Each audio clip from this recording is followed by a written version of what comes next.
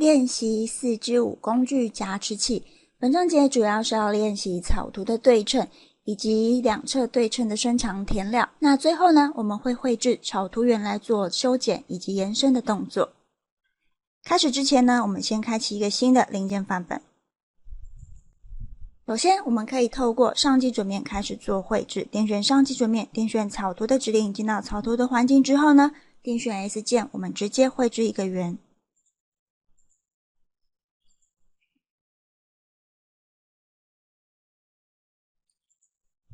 这边的需求是直径19，完成之后呢，点选确定离开草图，直接 S 键，我们做伸长填料。左侧的给定深度，我们把它切换为两侧对称。尺寸的部分，这边是40。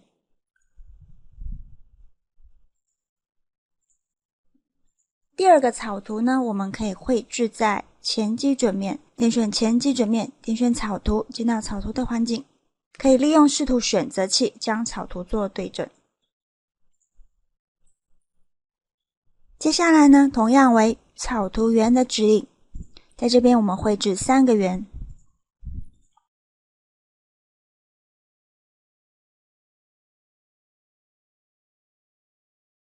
完成之后呢，可以搭配键盘的 Ctrl 的按键，将圆心以及圆点做点选之后，给予水平放置的限制条件。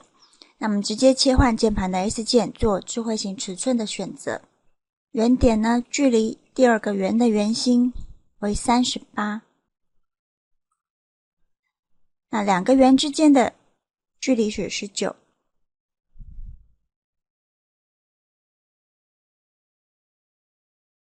第一个圆以及第3个圆的圆心距离为38。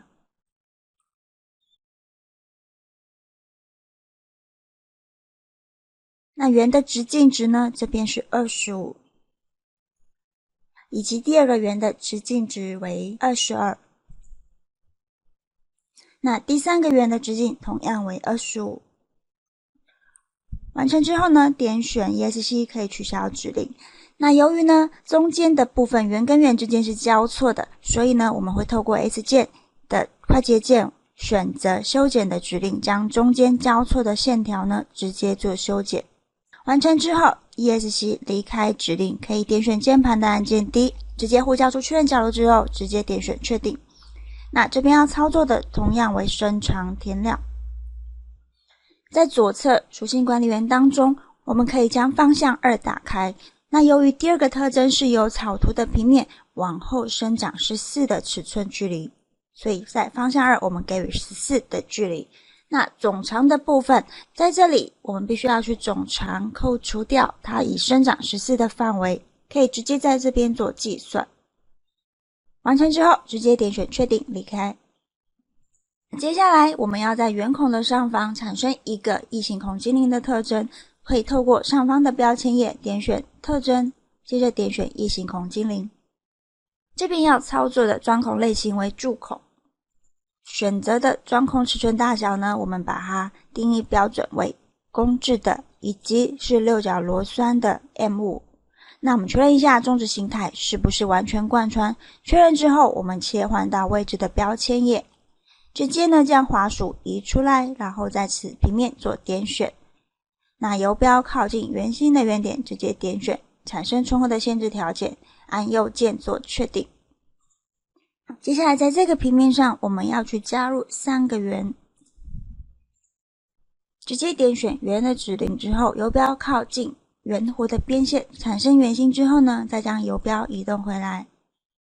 同样的操作方式，那直接切换 S 键，点选智慧型尺寸。第一个圆的直径值这边是12，那第二个圆的直径值为10，第3个圆的直径值与第一个相同为12。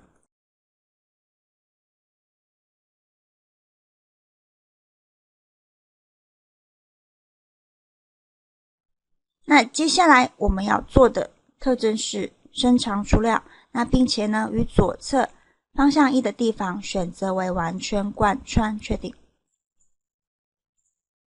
最后我们要加入圆角的指令，可以直接点选圆的边线，那将游标移动到文艺感应工具列直接点选圆的指令。这里的半径需求是3。在左侧呢，我们可以将预览的方式选择为完全预览，以及下方的线条。确定之后直接按右键。